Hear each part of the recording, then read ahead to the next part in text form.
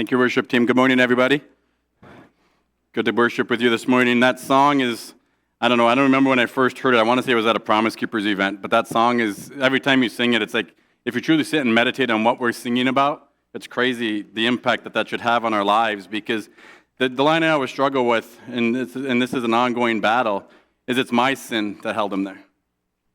Right? And when you think about that, right, it should make us want to flee from the sin that we maintain in our lives, the sin that we hold on to, like Zach is saying, right, we should want to put that off, right? And it should be a longing to put it away. And I think of Ephesians 4, I think it's Ephesians 5, somewhere in there, right? Put off the old self and put on the new, right? And that's the constant day-to-day battle, right? It's the constant becoming more like Christ. It's the sanctification process, if you will, right? That's the entire rest of our lives until he calls us home or he returns, is just becoming more like Jesus, right? That's the joy that we get to participate in, even though it's painful to the flesh at times, but it is an opportunity to grow and to become more like him. And so I pray that is your desire here this morning, is to glorify Christ, but also to grow, to become more like him in your day-to-day life, to be able to reflect him to a watching world. And so before we get started this morning, a couple quick announcements. There's a financial board meeting today, so 20 minutes, half hour after service. If you were interested, you can join us in the prayer room, and we'll go through the finances down that pathway.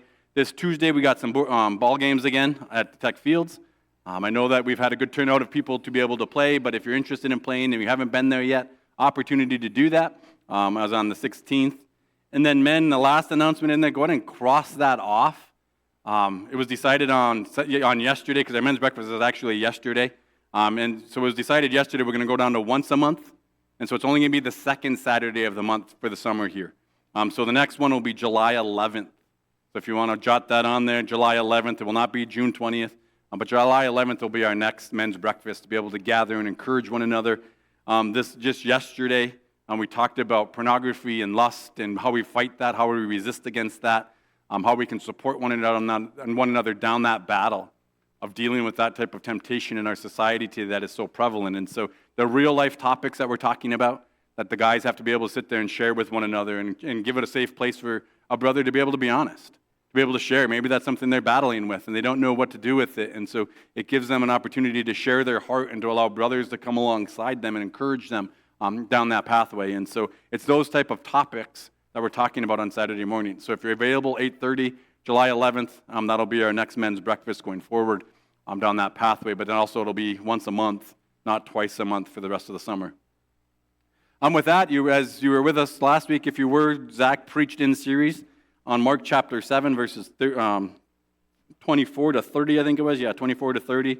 The healing of a Gentile woman and the demonstration of her faith and the confidence that she had. And I appreciated the way he ties that back to Jairus, right? And it shows that God is no respecter of persons. Right? It doesn't matter if it's the religious leader of his day or this Gentile woman in Tyre, that he's willing to heal both of them. They come with him, and they both come to him in faith.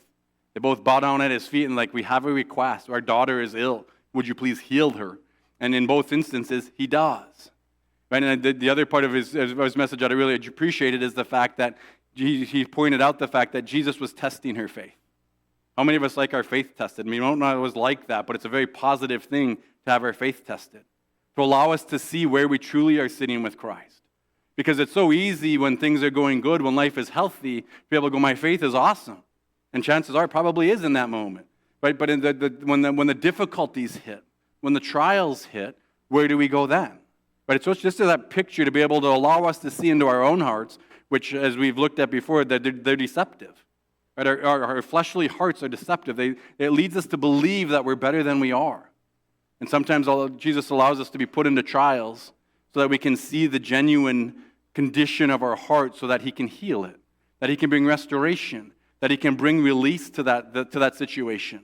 Right? And he can potentially cleanse the sin out as we confess it back to him. And so we're going to look this morning, we're going to actually finish up chapter 7. And we're going to look at a passage that on the surface just looks like another one of Jesus' miracles. Right? And in some regards, it is, right? But there's so much more to it, as I found out as I was digging into this week, that there's a history here, there's an imagery here that Mark is pointing us back to in the Old Testament. Right? There's a power here that he's revealing to us once again that he is the Messiah. He is the promised one. He is the one that all the prophets spoke to. And Isaiah speaks of this situation on the beginning stage, but also it will come to a fulfillment at Christ's second return. But it's at his second return that this Isaiah passage that we'll go to in a minute becomes even more relevant to the situation. Zach had mentioned he's in Gentile territory in Tyre. He's actually, most scholars believe he will be and has been in Gentile territory for 6 to 8 months. So if you think about that, right, Jesus was, ministering all for the first 6.5 chapters. He was preaching in Galilee. He was preaching to the Jews. He was in Capernaum, and he's working with them. And it's almost like they reject it, and he's like, I got to go. And I need to start this ministry to the Gentiles. And all of us in this room should be thankful for that, because most of us are just that. We're Gentiles. Right? We're not Jews down that pathway. We don't have necessarily Jewish descent. I'm not saying all, but most of us in this room probably don't have that in us down that pathway. And so we're thankful that he breaks out and goes to the Gentiles. 6 to 8 months, why, we don't know. Right? We have some of these stories that we've looked at starting last week, and it'll continue into chapter 8. So we have some of this understanding a little bit of what Jesus and his disciples were doing, but we don't know all the details. We don't know all that takes place. We don't know all the ministry that he does in the Gentile nation, but it's about a third of his ministry is spent in Gentile territory, ministering to them, and most believe that he's just building up his disciples. He's training them. He's preparing them to be his witnesses going forward, because they weren't all going to stay in Israel. They couldn't all stay in Israel, right? The gospel message needed to go out to the ends of the earth. And so he's like, I'm going to introduce you, if you will, to this Gentile ministry and the need to go out there. In this morning's passage, we'll see Jesus' compassion yet again. Right? Jesus is constantly showing compassion. We've seen it multiple times through the beginning of the first 6 chapters of Mark. We see his compassion every time that somebody is brought to him, and he's moved at the core of his being to going, I have to relieve the pain. I have to relieve the suffering. I need to come alongside. I need to show them. I need to heal them, and I need to bring relief to the struggles that they're dealing with. And we're going to see that in this case, and Mark doesn't do a very good job of it, because it seems like this is a very private situation, and the ministry is, but it was in the midst of a crowd. Right? Jesus had to actually pull this man out of the crowds to actually minister to him in an intimate, private setting with just his disciples. Right? He didn't want to minister in front of the whole group of people that were there, and we'll see that in Matthew 15, Matthew's account, that there was crowds there again in Gentile territory. And I think that's important. I think there's an interesting part of that here in the Decapolis, that there's crowds of people that have approached Jesus again. And I believe there's a reason for that down that road. And then to close, Jesus closes off in verse 36 and 37, and he says, don't say anything. Don't tell anybody. As if that's going to happen. Right? Here's one of those situations that if you were to ask me, I would agree with this man who rebels in some regards against what Christ says, because he's out glorifying God. He's like, you don't understand what this man has done for me. And yet so often, right, Jesus maybe does something for us, and we keep it, closed in, and we don't want to go tell anybody. What will people think? What will people say? And that this man was told very specifically, don't say anything. And the more Jesus, affirmed that, guys, don't do it, it just increases. Right? He continues to glorify. He continues to spread the good news of Christ and what he has done. And so, if you haven't already, Mark chapter 7, verses 31 to 37, finishing out the chapter. Let's go ahead and read it together. Then he returned from the region of Tyre and went through Sidon to the Sea of Galilee, in the region of the Decapolis. And they brought to him a man who was deaf and had a speech impediment, and they begged him to lay his hands on him. And taking him aside from the crowd privately, he put his fingers into his ears, and after spitting, touched his tongue. And looking up to heaven, he sighed and said to him, Ephphatha, that is, be opened. And his ears were opened, his tongue was released, and he spoke plainly. And Jesus charged them to tell no one. But the more he charged them, the more zealously they proclaimed it. And they were astonished beyond measure, saying, He has done all things well. He even makes the deaf to hear and the mute to speak. So Lily, if you can put up that map, here's the confusing part of this whole issue. And I don't know how clear it comes. This looks pretty clear. So he's sitting there. He's gone from Capernaum, and he's gone up to Tyre. That's where he heals the Syrophoenician woman. And so he's already substantially north of where he was doing his ministry, out in Gentile territory. And he's going down to the bottom right corner, right down to the Decapolis, way southeast side of things. But before he goes north 20 miles. 20 miles of walking up pretty rigorous territory. But he decides to go north. Why he goes up to Sidon, we don't know. But he does. And then he starts to turn southeast, and he makes this horseshoe appearance, and he goes all the way down to the Decapolis down on the bottom. So most scholars, when you kind of map that out, right, for those of you who may have Strava or whatever else, those runners in our midst, right, that's a 120-mile loop. 120 miles, Jesus and his disciples are walking, right, nonstop. Stopping in ministry and obviously somewhere along the way, but it's not an easy journey. And actually, as he starts to go east, right, he makes that going across the top, he has to go over mountain ranges. So it's not a simple, walk down the highway by any means. But this is the pathway that Jesus chooses to take for some reason that we don't understand and don't know, other than the fact that maybe in the midst of all of that solitary traffic way, if you will, right, and being that there's not many out there, maybe he had a lot of time to speak to his disciples. I don't know. But I can only imagine that as they're walking through that desert places, because that wasn't all inhabited, he had some pretty good conversations. But there's a tendency for even us, I would think, that when we get out and we're out hiking or we're out walking around or we're out doing something together, you start to have conversations that you wouldn't normally have at church, in a classroom, in a discipleship group, but it's in a private setting with just a few close friends, few close brothers or sisters that you're walking with, and all of a sudden things start to come out. And Jesus has an opportunity to teach. So it's 120 miles by foot down this pathway to get to the Decapolis. All of it, I believe, right, spending all this time in the Gentile areas, like I said, to show that that's where some of their ministry is going to be. Flip with me to Acts 1:8. It was mentioned, I believe, last week. It's actually on the front of our bulletins as well. Acts chapter 1, verse 8. And there's a reason, right? Jesus, right before he gets ascended into heaven, right, he gives his disciples the charge, and he says, you're going to be my witness. And that charge is continued on to us still here today.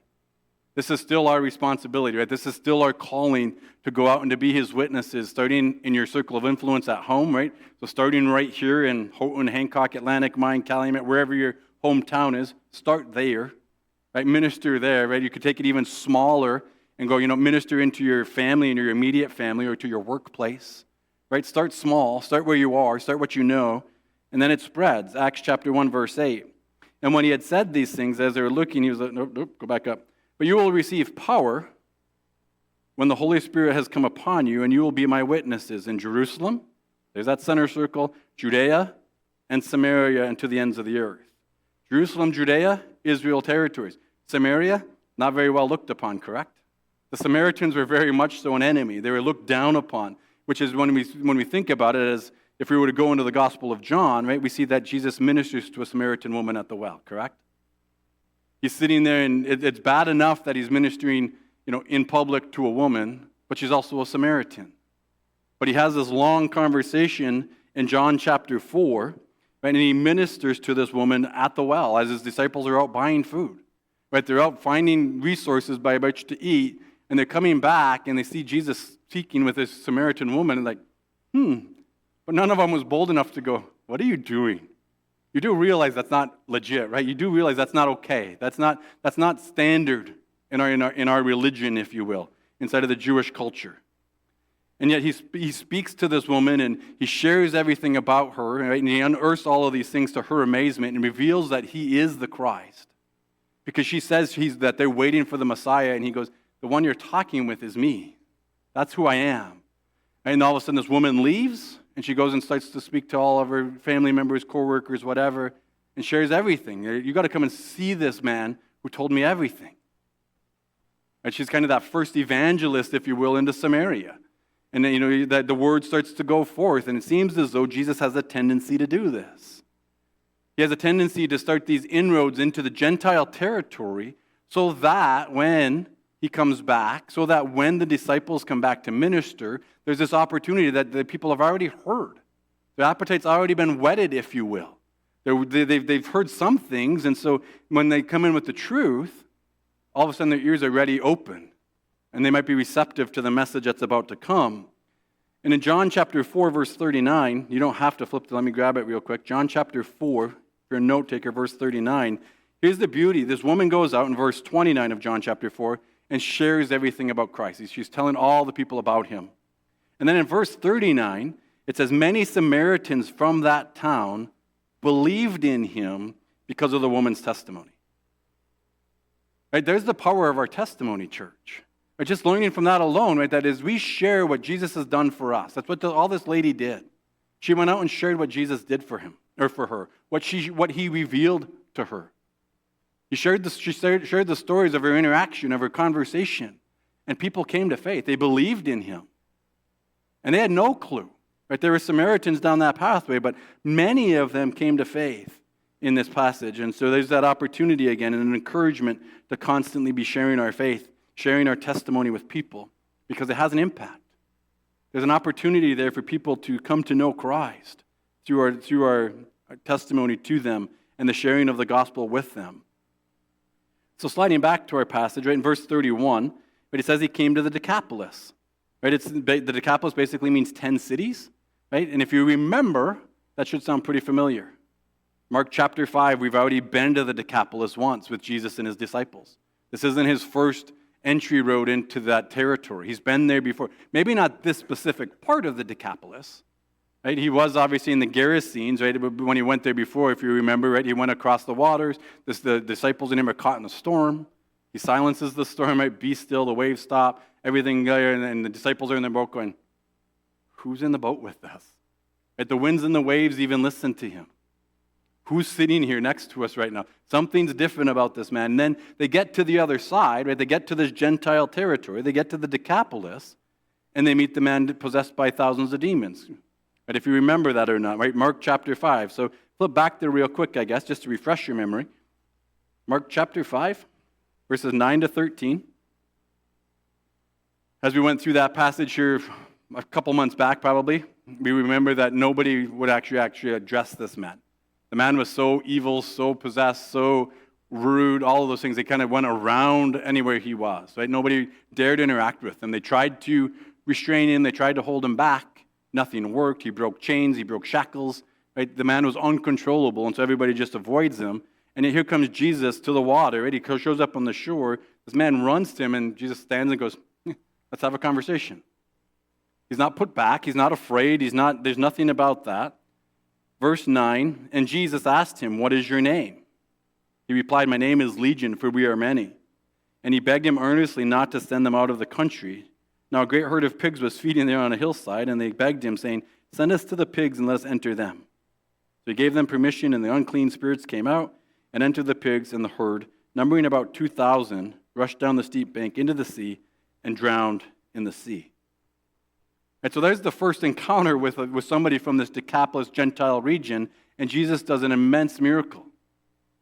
And it doesn't just stop there. We hear it as we continue to follow the story. We get a little bit further down, and the townspeople come back as word has started to spread. And they come back, and they find this man that nobody could touch, nobody could get close to, and they find him sitting there clothed and in his right mind. He's sitting with Jesus having a conversation just like you and I. And they're sitting there absolutely amazed, like, what is going on? And yet that doesn't cause them to stop and go, can you continue? Instead, they run him out. You need to leave.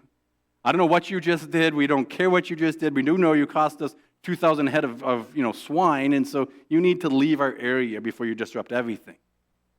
And so Jesus obliges and says, I'll get in the boat and I'll leave. Right? That's fine. I'm out. And you have this man who's just been delivered from demons, who's lived his whole life isolated and separated from people. And he goes up to Jesus and he goes, I want to come with you. Can't I get in the boat with you? Can't I join you in your journey? I don't want to stay here. I don't want to be left behind. And we slide down to verse 19 and 20. And he did not, but yet Jesus, right, he's been begged to get into the boat. But here's what Jesus' response was. And he did not permit him. It's like, no, you can't come with me. And maybe some of us would be like, that's kind of heartless, Jesus. You just delivered this man. You know he doesn't have any relationships there because everybody else was afraid of him for the last how many years of his life. And so you're going to leave him there. Who's going to actually receive him? Who's going to let him into their homes? Or are they just going to go, when's this man turning back to who he was before? Right? So they also, he's begging to go, and yet Jesus says, no, you're not allowed. And yet instead he gives them a commission. He did not permit him, but said to him, go home to your friends and tell them how much the Lord has done for you. This is a very unique situation when Jesus has healed somebody. I would say, I didn't do any kind of like in-depth math or studies about it, but I would say probably 95% of the time Jesus goes, don't say anything. Don't say anything. But yet to this man, he goes, go and tell everybody what the Lord has done for you. Right? Tell them how much the Lord has done for you and how he has had mercy on you. And he's told us the same thing. He's told us to go and share the same kind of message again, right? Same thing, whether commanded to go tell it or commanded to stay silent, and yet we can't contain it. Right? We're supposed to share what Christ has done for us through our lives and in our lives. And the beauty is we see the man's response in verse 20. And he went away and began to proclaim in the Decapolis how much Jesus had done for him, and everyone marveled. Doesn't say anyone believed, but everyone marveled. Like, this is an amazing story. This is an amazing testimony. We've heard things. Now, how long did this man continue that? We don't know, but our passage this morning, being that Jesus and his disciples are back in the Decapolis, tells me this man probably continued his mission. Because all of a sudden there's crowds sitting there waiting for Jesus when he enters the area, and so chances are word has gone out through this one man who was obedient to the thing that Christ commanded him to do, and so we have our first missionary into that region. Maybe, just maybe, one of us here is the first missionary into whatever area of your life you're in. You may be the first believer in your workplace. You may be the first believer in your family. You may be the first, right? Go and be the missionary in that area. Right? Minister to them. Be faithful with the message, because that's what Christ has asked you to do. Now, he may ask you to be a missionary in China. I don't know. But my own personal experience as a family, we felt like we were called to be missionaries to anywhere in the world, and yet God sends us home. I don't know. God knows what he knows, and we don't, and so we just get to be obedient. But right, we're called to be that missionary to a people no matter where we are at, but it's in a Gentile territory. And so I believe that the healing we're looking at in Mark chapter 7 started here in Mark chapter 5. Inroad was placed. Right? And that's, I think, the beauty, again, of the way the gospel spreads, is the fact that we may minister the gospel, we may share our testimony with people, and they may not respond like this. Is that discouraging? For some of us, it is. Right? To myself, it is at times. You share, you spend your life on behalf, and you don't see people respond. And yet there's this period of time that has passed since Jesus has been there, and now all of a sudden the crowd responds. Right? They're now pursuing Christ. They want to know who this is. Right? And so there's a huge crowd now. You just jot in your notes Matthew 15. Verses 29 to 31, you can go back there and read it. It's Matthew's very short account of this situation. But he says that there was many that were healed. There was a huge crowd that gathered, and Jesus heals them. But Mark points out this one individual. Mark hones in on this one healing of this one individual, and there's a reason why that's the case. Right? So this man is ministered. People are responding. Verse 32. I go back to Mark 7:32. They have some friends, right? And they brought to him a man who was deaf and had a speech impediment, and they begged him to lay his hands on him. Right? Think about all the many stories we've already looked at through the Gospel of Mark, and who brings people to Jesus a lot of times? It's those close to them. It's those that maybe can't get there or won't get there or won't respond, and yet there's loved ones around them, friends, neighbors, right, that are going, I need to get you to Jesus. Right? And I pray that we have that same kind of heart attitude with the people that we're around, that we have an opportunity that if there's non-believers with us, or even believers that maybe be struggling or whatever, right, that we need to get them to Christ. That it's our heart's desire to go, I don't have the answers, but let me bring you to the one who does. I can't heal you, but let me bring you to the one who could. Right? And so it's our opportunity to constantly bring people to Christ. And then it's another situation here where some group of people brings this man who was deaf and mute. Most scholars believe it wasn't from birth because he has a speech impediment. It wasn't that he couldn't speak, period. So most believe it was something that happened maybe early on in his life, right? But either way, this man has basically lived isolated. No way of communicating. No way of interacting with people. Many say that it would be better to be blind in that day than to be deaf and mute. Because at least then you could communicate. Now they could, being able to see and not do the other gets frustrating. There's no sign language. There's none of that going on in this moment in time. It basically took this individual and isolates them out to be on their own forever. They don't understand what's going on in society down that pathway. But there's an interesting one word in here, that word for speech impediment. And this is a part that, like I said, ties us all back to the Old Testament. That word that in the Greek is magilalos. right? And so there's this word, and the thing is, this is the only time in the New Testament that that word is used. Like, well, who cares about that? That's great. It's an interesting word, right? It means they have the speech impediment, right? But it's the only time that it's used in the entire New Testament. Has Jesus healed people that were mute before? Yes. He's healed people who couldn't speak. But that isn't the word he uses. Why does Mark choose to use this word here? He's being very intentional to take his Roman readers and point them back to the Old Testament. And to show them again that what is taking place in this midst, in this story, in this situation with this Gentile man is spoken of in the Old Testament, and it points forward to the Messiah. But Isaiah is prophesying of this Messiah to come. And the reason why I say that is in Mark 35 is the only other place that this word is used in the entire Bible. In Isaiah 35. Only other time that magilalos is used anywhere throughout Scripture. And there's a very reason of why it's there. Right? It's speaking of what the Messiah will do. It's speaking of what will happen when Christ comes, and ultimately when Christ returns on his second coming. But flip with me to Isaiah 35, just so we can read through and understand some of the significance of what Mark is doing here and sharing with us. Isaiah 34 is this long litany of how the world is deteriorating and the deserts have gone barren, and basically everything is falling apart because of man's conceitedness, because of man's pride, because of man's sin. He's just continuing to destroy the earth, if you will. And that continues to this day, when you think about it in large part, right? Man just continues to mess so many things up on so many fronts. And yet it's about to shift. Isaiah is going down this litany through Isaiah 34 of how everything's falling apart. And then verse 35, he breaks it. He turns around. He's like, something's changing here, and there's a reason why it's changing. Isaiah 35, starting in verse 1. The wilderness and the dry land shall be glad. The desert shall rejoice and blossom like the crocus. It shall blossom abundantly and rejoice with joy and singing.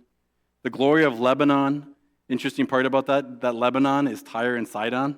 So there's a connection there back to last week's message of the Syrophoenician. Right? He goes, this glory will happen, the glory of Lebanon, which is Tyre and Sidon, so it's already speaking to that as well, is given to it. The majesty of Carmel and Sharon, they shall see the glory of the Lord, the majesty of our God. He's like, everything's starting to turn. Everything isn't falling apart any longer. Right? The earth is starting to blossom. It's starting to be glorious again. It's starting to come into this new position, this new life.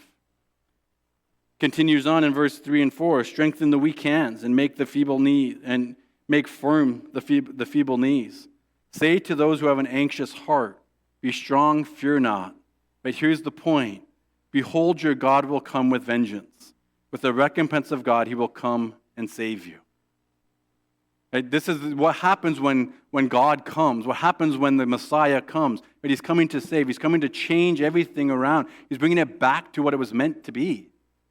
And in the situation with this man, right, he's bringing this man who was deaf and mute, and that wasn't the way it was supposed to be.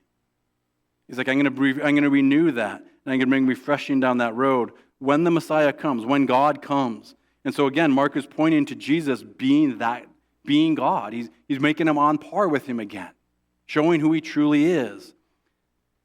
And then as we get into verses 5 through 7, right, I encourage you to listen to see if it doesn't sound like what we just read in Mark. Then the eyes of the blind shall be opened, the ears of the deaf unstopped. Then shall the lame man leap like a deer, and the tongue of the mute sing for joy. There's that word again, magilalos, right? The tongue of the mute shall sing for joy. Right? It's this relation back. For waters break forth in the wilderness and streams in the desert. The burning sand shall become a pool, and the thirsty ground springs of water. In the haunt of jackals where they lie down, the grass shall become reeds and rushes. On the highway shall be there, and it shall be called the way of holiness. Right, there's the ultimate end, right? There's this path, right, that's going to be out there, and it's the way of holiness, and it's what we've been called to. It's what Christ established at his first coming, right? He opens that doorway for us to be able to walk in that way and to be like him in holiness and to carry that out going forward. Right? So when God comes, when Christ comes, he reverses everything. He puts it back to the way it was meant to be. And that's what Christ is doing here as well. He's putting things back to the way that they were meant to be. But he wants us to see him for who he truly is. Right? Jesus puts everything back. He brings healing. Right? He brings restoration to a man. And this isn't the only time. Obviously, he's been doing it all through the first 6 chapters multiple times, but Mark makes it very clear here of how he's fulfilling Isaiah 35 on a small scale. And there's a day coming that we look forward to when we will fulfill it on the worldwide scale, right? When everything will go back to the way it was meant to be. We've seen small glimpses of it now, and it should just encourage us that that day is coming when it will happen in its entirety going forward. Verses 33 and 34 is where we start to see Jesus' compassion. Right? We start to see Jesus come in, and he does it in a pretty unorthodox way. And I'm going to guess in our day today, and in their day maybe not, I don't know, right? It's different, but if somebody comes and tries to stick their fingers in your ears, what are you going to do? Ron's like, no, don't stick your fingers in me, right? It's true, right? Nobody wants their fingers, somebody else is sticking their fingers in your ears, but Jesus has a tendency to heal in some pretty unorthodox ways. And we'll walk through those in a minute, right? So we see this, but before we start, I want us to understand, again, we see Jesus' lack of concern for the law. Lack of concern for men's traditions, the traditions of the elders. Because this man, again, deaf, mute, unclean, broken in their system, goes, you couldn't touch him. You can't touch this man. Right? Because you'll become unclean. And it's like, that's not true. Jesus' lack of concern down that pathway is repeatedly shown, as we've seen through Mark chapters 3, 4, 5, and 6, that he touches them. I'm not concerned. They can't make me unclean. Instead, my cleanness will make them clean. But it'll take away the issues that they have down that pathway. And so we see his compassion on full display. If you're note takers, here's some verses you want to write down, other places where you can see that Jesus is having compassion. We've looked at it in Mark chapter 1, verses 40 and 41. Mark chapter 6, verse 34. Matthew chapter 14, verse 14. Matthew 15, verse 32. Luke 7:13. And then John 11, 33 through 35, right? Where he comes and he sees Martha and Mary at the death of Lazarus, and he's moved with compassion. He sees the brokenness that they've experienced. He feels their heart that if he had been there, he could have done something. And he's like, you guys don't understand, right? I could have, absolutely, but I'm still going to, but it wouldn't have been as impactful. Right? There was a reason I delayed. There was a reason why it took me 3 days or 4 days to get here, because I needed Lazarus to be in the tomb so that the miracle that I'm about to do would be that much greater, that there'd be much more evidence of who I am. And so that's where Jesus' compassion comes in regards to Mary and Martha and their pain over the loss of their brother. And he has compassion, and he breaks into the situation. And those are just a few of the instances throughout the Gospels that we see Jesus' compassion revealed to the watching world. And if you have your eyes open today as you're doing ministry, that you will see acts of Jesus' compassion all over. And the beauty of that is that those acts of compassion come through people like you and me. As we make our lives available, but as we go out and we minister, as we say, you know what, God, Jesus, use me. Holy Spirit, empower me to go out and do the works that you've called me to go do, right? And to move my heart with compassion. We get to see those things. And we get to see a glimpse of Jesus' compassion through your lives and through my life as we go out and minister. And so Jesus is going to show this man, right, a little bit about God. He's going to introduce this man to the God of all creation. He's like, I'm going to give you a glimpse, and let me show you he's powerful and he's compassionate. Right? I know you have a need, but this God can meet that need. And so it starts by Jesus taking him aside. You see it there, and taking him aside from the crowd privately. Did he take him into a room? Did he take him into a house? Did he take him around the mountain? I don't know where he took him, but he takes him out of the crowds. Right? They've brought him, and he's like, all right, I need you to come with me. Right? Obviously, the disciples are with him because they've recorded the story, but he takes them in private. He doesn't want to make a spectacle of the man. But he doesn't want to, Jesus isn't doing this to build his reputation or his ministry or any of those types of things. Jesus wants this man to know it's intimate, it's personal. But he wants to see him face to face. He wants to interact with him in a more intimate setting. And he wants to do the same thing still today. Right? Sometimes he works through the crowds, but there's a lot of times he works in private. And so are we okay with that? Do we want to get alone with him in private where he can minister? Do we want to pull others aside so that we can minister in private? So many times there's people who want to minister, and the only time that they'll minister, the only time that they'll pray, the only time is there's people around. They want people to see. Instead of being able to go, you know what? It doesn't matter. What I want is Jesus glorified through the situation. So he takes him alone in private so that he can have compassion. And because he sees what the world of sin has done to this individual. And he goes, I need to break in. I need to change the situation for him. I want to relieve his struggle. And so he communicates to this man in a way that he can understand. So here's this man, he has his sight, right? He can see what's going on. He knows he can see Jesus moving around, but he couldn't hear and he couldn't speak.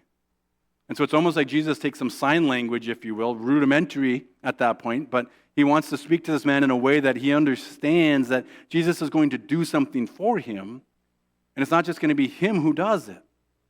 But if you remember, as we read through it the first time, he looks up to heaven. But he has that gaze for a moment, and he's locked in with the individual, he's done some things, and then he turns his gaze upward. It's like he's communicating to this gentleman of going, this isn't coming from me. I want you to understand where this truly comes from. It's not coming because of the man in front of you, it's coming from God the Father, working through God the Son to bring forth this relief down that pathway. So he sees all this struggle down that path, in his situation. And the beauty of that is that Jesus meets us where we're at as well. He doesn't expect us to have maybe all of this knowledge prior to revealing himself. But he meets us where we're at. He's okay with that. Right? We're all at different levels of faith. We're all at different levels of belief. We're all at different levels of situations in our lives. And he goes, I'm going to meet you there. You don't have to get yourself cleaned up first. I don't need you to do that. But I can meet you and speak to you where you're at. Even though you don't understand all the Bible, can we understand the gospel? Absolutely 100%. To somebody that we go and share with who's never opened this book, maybe doesn't even know about the book, do they need it before we can share with them? Absolutely not. Because Jesus can take that moment in that situation, give us the words we need to speak, and minister to the individual. And it may not even sound very spiritual. I think there's the beauty of it. It may not be super spiritual. Sticking my fingers in somebody's ears isn't very spiritual. But he's communicating to the individual something that he's about to do. And so we need to be willing to go down that pathway so we can allow him to work through us. And so he takes his fingers, he sticks them in his ears, right? Basically, he's telling this man, I'm going to remove the blockage that's taking place. Right? When I put my fingers in your ears and I pull them out, right, I'm telling you, I'm going to remove the struggle that you're having with your hearing. I know there's a problem there, but I'm going to deal with that problem. And then this is the part that, gets even more unorthodox, right? Spitting and touching his tongue. Couldn't he just touched it? Did he have to spit on his finger first? Why do you have to? I don't know why he has to do it. Please, I don't know, but he does. And in their day, though, right, it was interesting as I studied, in their day, many believed that there was healing properties in our saliva. I think that's still kind of true today to some degree, but there's healing properties in it. That's what they fully believe. And so maybe that's why he did it. I don't know. Right? But there's a reason he does, and so he spits on his finger and he touches his tongue. Did he tell them, how do you get the man to open his mouth? I don't know.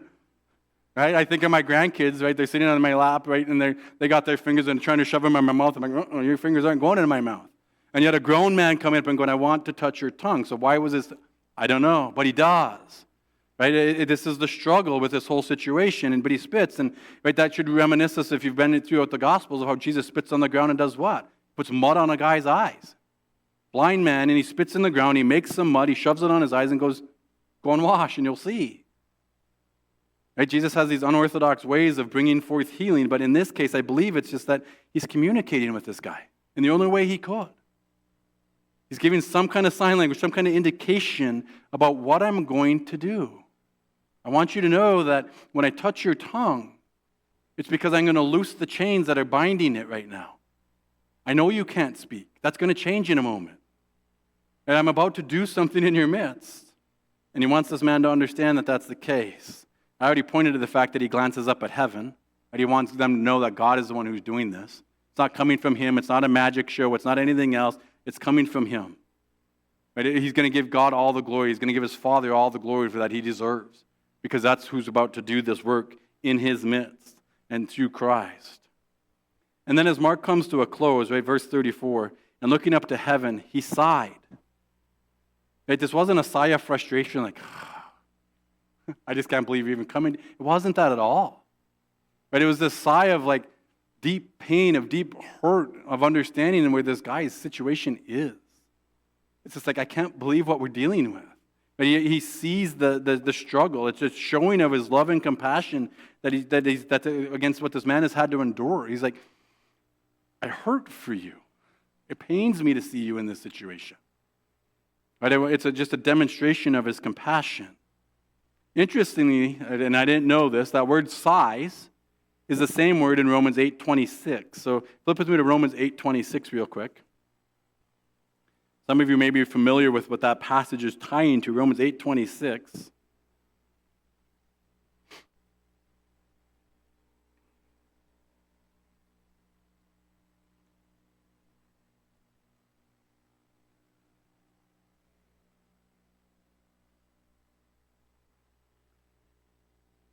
Starts to speak of the prayer language, if you will, down this pathway, about the Spirit praying on our behalf. Romans 8:26 says this, likewise the Spirit helps us in our weakness. For we do not know what to pray for as we ought, but the Spirit himself intercedes for us with groanings too deep for words. That word groanings, right, what the Holy Spirit is doing is the exact same word. Right, so when you look at those two verses and you understand the way they tie in that regard, we start to realize that maybe, just maybe, Jesus is sitting there going, he sighs and yet he's saying a silent prayer, right? The Holy Spirit is praying through him and going, I love this man. I want to change this man. Father, would you break in? Would you intervene? Right before he speaks the word, right before Jesus opens his mouth and speaks, be open, it's almost as though he goes to the Father in that split second, in that moment, and goes, Father, I need you. I need you to break in. Right? I need you to show yourself in this situation to this man. He's hurting, and I want to show who you are, and I want to demonstrate your glory, and I want to demonstrate your compassion, and I want to demonstrate your power. Would you show him? Right in that moment. I'm not saying that he did, so please don't mark me, but it's being that those two tie, it's almost like Jesus kind of quietly in that sigh goes, help him. I need you to move. I need you to act on his behalf. Because both of those describe an emotional inward sigh. Just a pain for the person that you're ministering to. And then, of course, he ends with Ephatha, and that is the word be opened. Ephatha, they believe, is an Aramaic word. So Mark, again, links into the language that they were dealing with in the moment, in the season, in the time. But it means to be opened. Right, that quickly, right? Just be open. And then my ears were opened. Man hears. The tongue speaks. Right? It's not a delayed thing at all. Down that pathway.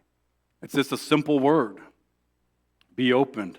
And it happens, and it responds, and it's instantaneously there. Right? Think about that. Right? How many times has Jesus spoken a word into your situation of your life, and things have changed?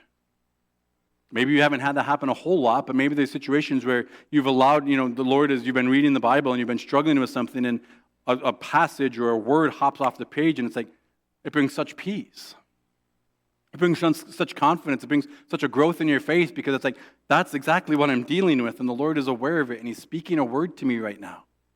But he still does this today, church. Right? Jesus is still speaking. Right? His primary, obviously, is through the word itself. Right? But there's other ways he speaks to us, right? Whether it's through a brother or sister that shares a word of encouragement, whether it's creation, all of those different means by which he speaks to us. Right? But he speaks the word, and the man is healed. And we think about this speaking a word. And we realize the fact that if you were to go to Luke, so go ahead and flip over one book, Luke chapter 7, Jesus comes against a centurion, right? He comes and his centurion needs one of his soldiers healed, I believe it is, if I remember correctly, right? And his servants. And he sends some people to go and bring Jesus to him. And he goes and tells them the situation, if you will. Excuse me. And when the centurion, chapter 7, verse 3, when the centurion heard about Jesus, he sent to him elders of the Jews, asking him to come to heal his servant. And when they came to Jesus, they pleaded with him earnestly, saying, he is worthy to have you do this for him. So you got the elders, pleading with Jesus, going, this centurion is worthy. Right? He deserves to have you come. He deserves to have you participate. He deserves to have you do this request on his behalf. For he loves our nation. He is the one that built our synagogue. And Jesus went with them. When he was not far from the house, the centurion sent friends, saying to him, Lord, do not trouble yourself, for I am not worthy to have you come under my roof. Therefore, verse 7, therefore I did not presume to come to you, but say the word. Right? Say the word. Just speak it. Say the word and let my servant be healed. But he knows the power that Christ possesses. And all he's done is heard the stories. He's heard the truth. He's heard people testify. And the centurion goes, I know there's a man, and if Jesus, you don't need to come to me. You can just speak. But you don't need to be anywhere near my servant. I don't even need to hear the word. But if you'll speak, be healed, my servant will be healed. That's the confidence that the centurion has. And there's a reason. He goes, for I too am a man that set under authority, with soldiers under me. And I say to one, go, and he goes. And I say to another, come, and he comes. And to my servant, do this, and he does it. When Jesus heard these things, he marveled at him. And turning to the crowd that followed him, he said, I tell you, not even in Israel have I found such faith. Sounds a lot like the Syrophoenician woman, right? Sounds a lot like the persistent widow. Right? Jesus sees their faith, and he goes, I can't imagine. And again, not a Jew, a centurion. And not one of the children of Israel. And yet Jesus goes, if I get, I tell you, this man has faith. Right? Because he knows that all I have to do is speak. That's the kind of power that Jesus has. And that's the kind of power that this man just experienced. Jesus spoke Ephphatha, and he opens immediately. No delay, no gradual opening, no learning language again. I don't know if any of you have, probably been around people or read stories of people who have had, traumatic brain injuries and different things, and they lose their ability to speak for a while potentially. And there's a process. And I'm not saying that that's wrong at all. Please don't misunderstand that. But there's a process. Right? They have to start to train themselves to speak again. Right? They haven't heard, and you think of little kids as they're hearing, right? And they're hearing, and they start to link together words, and they link together consonants, and they start to figure out speech. This individual had never heard speech to some degree, at least not from a young age, and so they've lost all that. And yet Jesus speaks one word, and it says that he speaks plainly. He carries on a healthy conversation. He didn't have to learn anything. All the vocabulary that, words that he had never heard before were somehow instantaneously put in his brain to speak. He had never maybe heard the word Jesus. He never heard the name of Jesus, but he could speak Jesus. It's just all that was in there. Right there again, just speaks to the fullness and the completeness and the totality of what Christ can do in his healings, and we've seen that throughout Mark. The lame man didn't have to struggle. He didn't have to let his muscles grow back up to be able to walk. Take your mat and walk. Man hops up and out the door he goes. He hasn't walked in years, so his legs should have all been atrophied. His muscles shouldn't have worked. Send him to 6 weeks of PT. Maybe he'll be better and he'll be strong enough to walk. There's no PT. There's no speech therapy here. He's done. At the word of Christ, immediately the tongue is loosed. Interesting thing in the ESV, which I preach out of here, that he says that his tongue was released. And that's a good translation, but I love the way that the Greek actually puts it. The cords of his tongue were untied. It's as though his tongue had ropes tied around it, holding it back from speaking. And so we get it released, that makes one thing, but the ropes of his tongue, or the cords of his tongue, were untied. Jesus literally breaks those bonds that were holding him silent, preventing him from speaking. Right? There was nothing that the enemy or the world or anybody else could do that could keep him imprisoned. It's like the shackles were broken off. And I don't know about you, but thinking about this, man, we sit amazed when our kids start to speak, correct, parents? They want to hear that first word. It's these things happen, and we stand in awe of, that's so awesome, and they start to speak, and then they link a sentence together, and we're dealing with it right now because we got 2 2-year-olds in our home, quite often with our grandkids being home, and you start to just see them making the connections.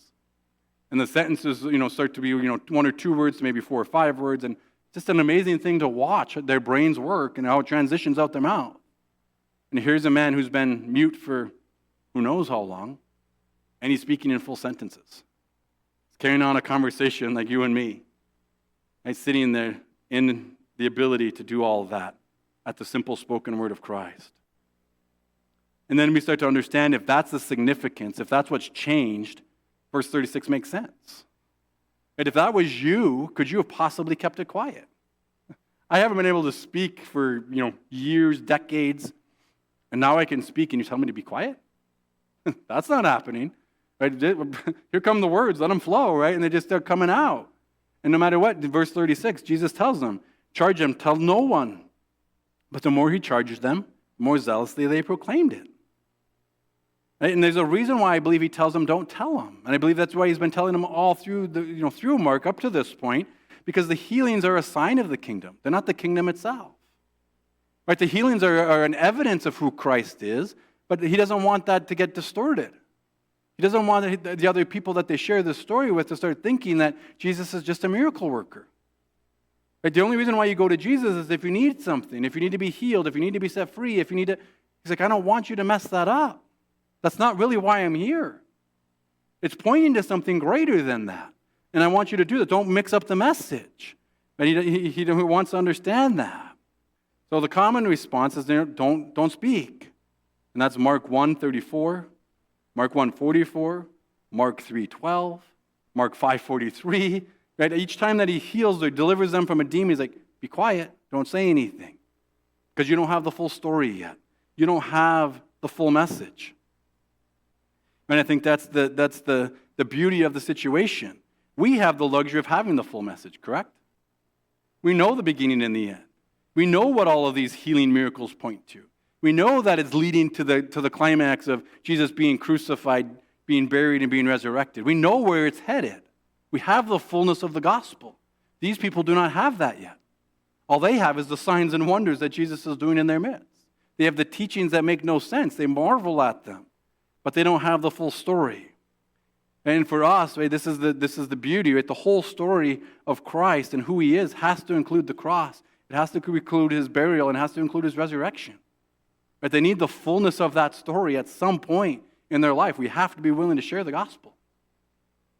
1 Corinthians 15, 1 through 3, 1 through 4, depending on where you want to go for that. If you want to jot it down. Simplest, shortest explanation of the gospel. We can present it just like that, and they'll have that in its fullness. But they need that, and Jesus knows they don't have it. Jesus knows they can give an aspect of him.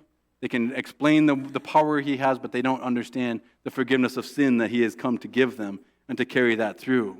And so he says, don't tell anyone because I don't have the wrong understanding. And he even tells this to his disciples. Flip with me to Luke chapter 9. He speaks this to his disciples, and after he's asked them, who does the world say I am? Luke chapter 9.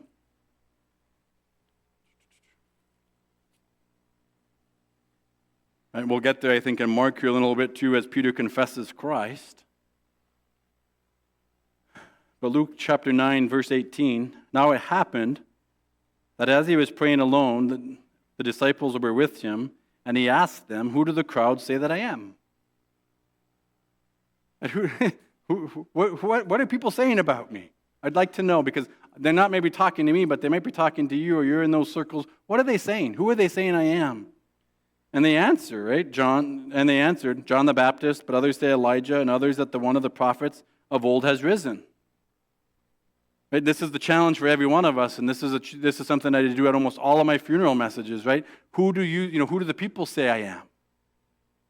And yet he brings us back, and he goes, I don't really care who the people say I am. Peter, James, John, who do you say I am? And it's the same for us today. Who do we say he is? Who do we confess him to be on a constant day-to-day basis?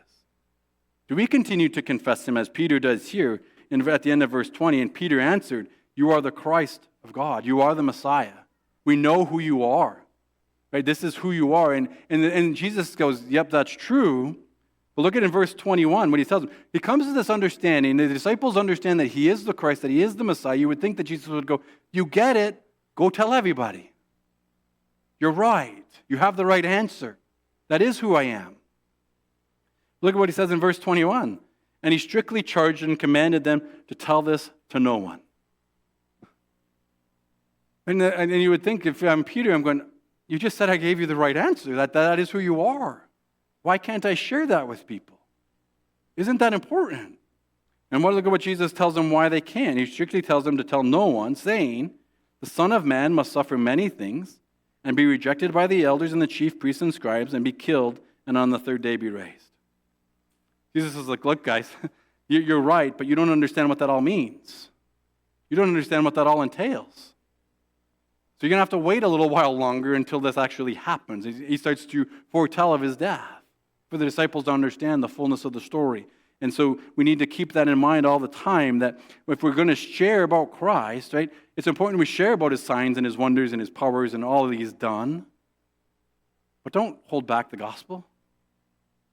Please don't hold back the fact that he was crucified, dead, and buried, and he was raised on the third day. Don't hold that back from people. That is the only thing that has set people free. But they need to hear that truth, that Christ has died for the payment of their sins.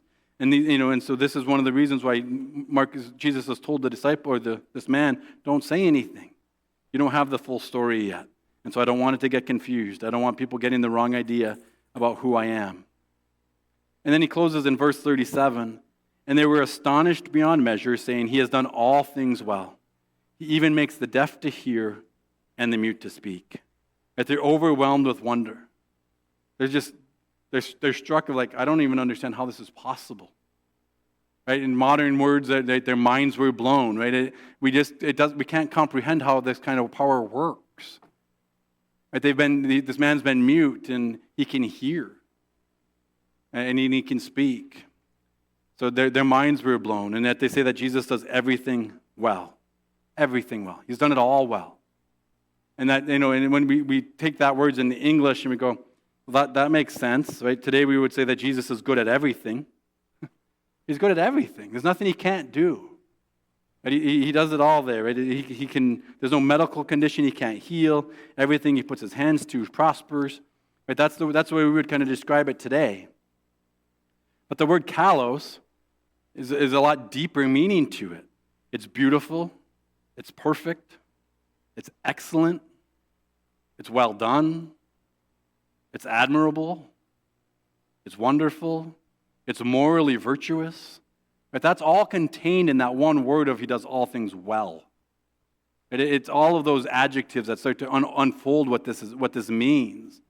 It's often just translated good or well, but right, good fruit, good ground, good tree. Right? It's that same word, but there's a depth to it, especially when you apply it to a person. Right? When we apply it to Christ. Right? It refers to the moral character and overall beauty of someone's inner nature. It's like everything about Jesus is beautiful. Everything. Right? There's nothing that would cause us to turn away from him in that regard. Right? They were watching his every move, and everything he did was done excellently. Everything he did was done perfectly. Like we said, as he's done all the miracles and the deliverances, this man didn't have to have PT, he didn't have to have speech therapy, he just spoke. It was perfect. Right? He carried on conversation down the road. Interestingly enough, Jesus uses the same word in John 10, where he calls himself the Good Shepherd. He's the Good Shepherd. Right? And that's absolutely positively true. And when you understand that, and when you put it in this way, I love the way one of the scholars that I read reads that out. Jesus is claiming to be the perfect shepherd who cares for the sheep. He's an excellent and able shepherd in all of his ways. He's a beautiful shepherd inside and out, in his character and in his ability to attract needy sheep to himself and for care. He's a noble and uncompromising shepherd who fulfills all of his responsibilities with excellence and grace. He is what everyone would want and is everything people might desire in a capable caretaker of souls. That's what he's saying when he says, I'm the good shepherd. I'm perfect. Right? There's nothing that I do that's not done. And so like I said, the deaf hear completely, perfectly. The lame walk clearly, completely, perfectly. The sins are forgiven completely, perfectly. Right? And every one of us in this room should be absolutely eternally grateful for that truth. Right? If you've been walking with Christ, that's true. If you're sitting here this morning going, I don't know Christ, that's available to you. Complete, perfect forgiveness of sin. There's nothing he can't do. There's nothing he won't forgive. Right? Well, Pastor, I've really done something really, really terrible. That's fine. Right?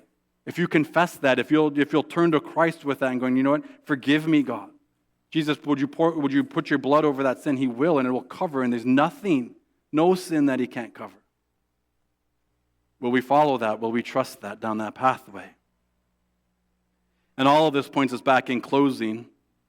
Flip back to Genesis chapter 1. Genesis chapter 1. We'll close with this. Right, so they're speaking that Jesus does all things kalos, does all things well, perfectly, completely. And yet in the Hebrew, there's a word that's very similar to it, and it's used in Genesis chapter 1 repeatedly as God recalls his creation. And that word is tov. And it's a broad range of meanings as well, but it's beyond moral goodness. It implies functionality, completeness, harmony, being exactly what and how they were intended to be. When God spoke creation into being, it was exactly what he wanted it to be. There was nothing lacking, zero. But it was perfect. As he says, it's good. So just running through chapter 1 of Genesis, chapter 1, starting in verse 10. God called the dry land earth, and the waters that were gathered he called seas, and God saw that it was good. Slide down to verse 12. The earth that brought forth vegetation, plants yielding according to their own kinds, and trees bearing fruit in which is their seed, each according to its own kind, and God saw that it was good. Slide down to verses 16 to 18.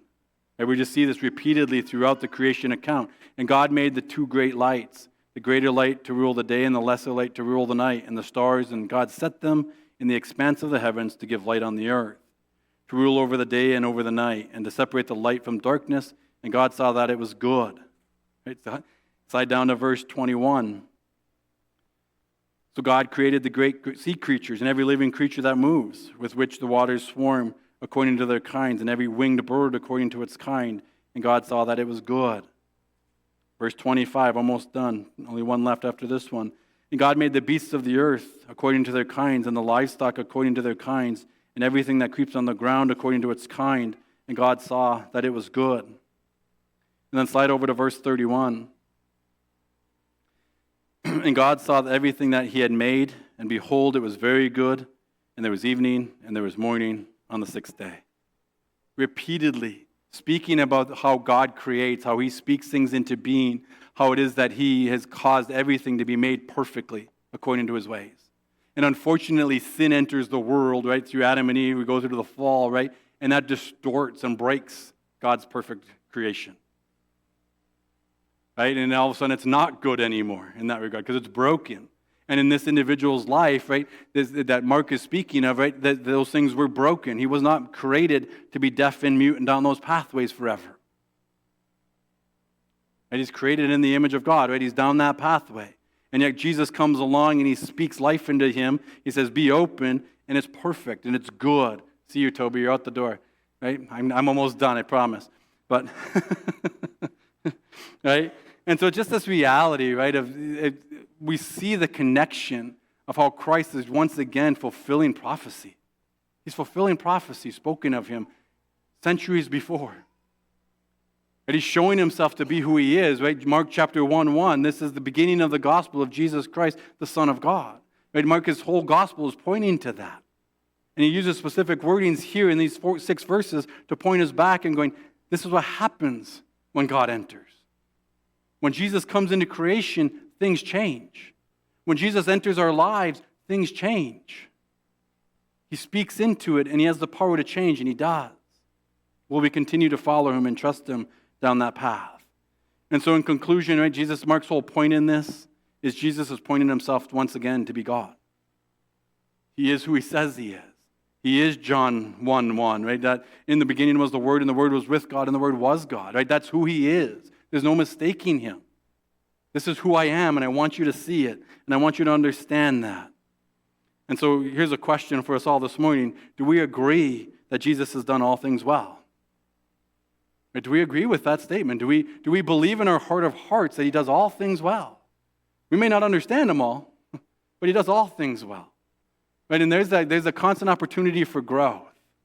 Right? To be able to sit back and to look at things and ask God to give us eyes to see the way he sees things. That he does them well. They're perfect. He's in charge of it all. Will we trust him and allow him to lead us down that pathway? Will we trust him, most importantly, that his forgiveness is complete, total, and that we can have life and life everlasting? Right? That's what this is all pointing forward to, is that finished work of the cross down the pathway, where he does it all well. Let's close out in prayer. Jesus, we come to you and we agree that you have done all things well. We may not always understand it, we may not always think so, but we know that it is true. That there is nothing, Lord, that you leave partial or incomplete. That everything you speak, everything that you say, everything that we read throughout the word will be yes and amen in you. Lord, that it will happen. And we ask, God, that you would continue to build our faith. You would continue to grow our faith. You would use stories like this, where we understand that you break in and you bring forth healing in a miraculous fashion by just speaking a word. And that it would build our faith. That it would just point us back to who you are, that you truly are the Messiah. You are the promised one.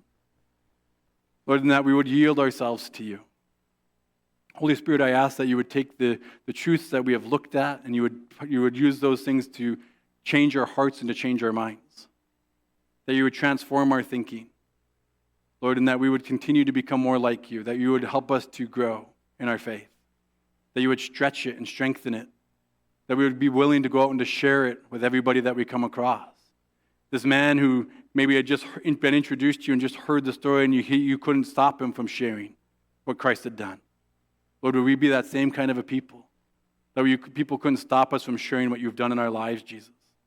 That we've been set free and that we have life and life abundant because of what you have done, Lord. Would we share that? Would we share our testimony? Would we share the gospel faithfully and expectantly and abundantly? Lead us and guide us down that pathway this week. In Jesus' name we pray. Amen.